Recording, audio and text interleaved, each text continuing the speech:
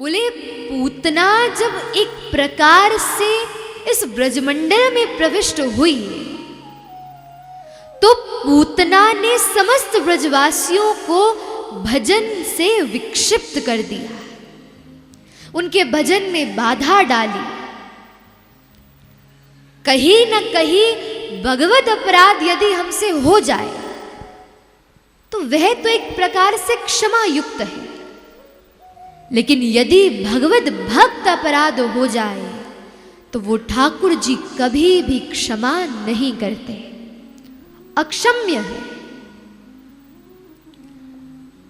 श्रृंगार करते करते यदि लड्डू गोपाल हाथ से लुढ़क जाए तो भी ठाकुर जी बुरा नहीं मानेंगे।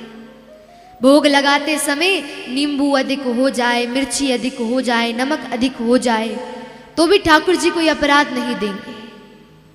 लेकिन जिस दिन आप किसी वैष्णव का अपराध कर दो, किसी भक्त को कटु वचन कह दो, तो विचार करना उसी दिन से ठाकुर जी हमसे रुष्ट हो जाएंगे। अरे भगवत सेवा से भी अधिक श्रेष्ठता है भगवत भक्त से। इस ब्रजमंडल में तो मुख्य रूप से भगवत भक्तों की सेवा अग्रगण्य है। तो जैसे ही हरिराम व्यास जी का इस ब्रजमंडल में आगमन हुआ तो जहां भी देखा जाए वहां ब्रजवासियों की सेवा हो रही है, संतों की सेवा हो रही है, वैष्णवों की सेवा हो रही है।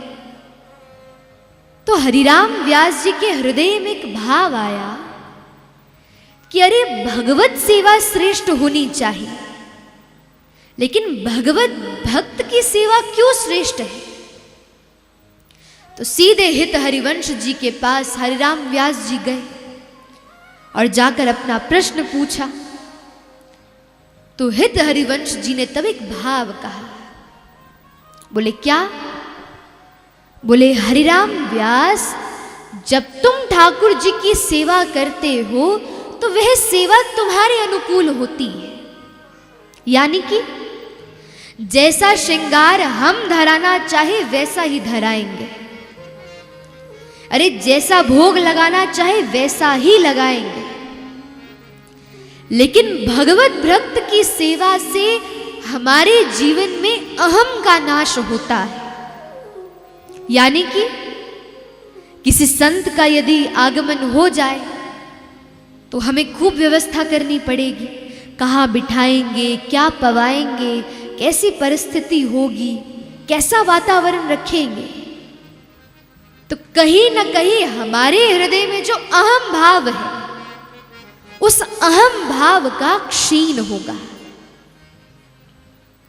इसीलिए भगवत भक्त की सेवा वैष्णव निष्ठा अति श्रेष्ठ है।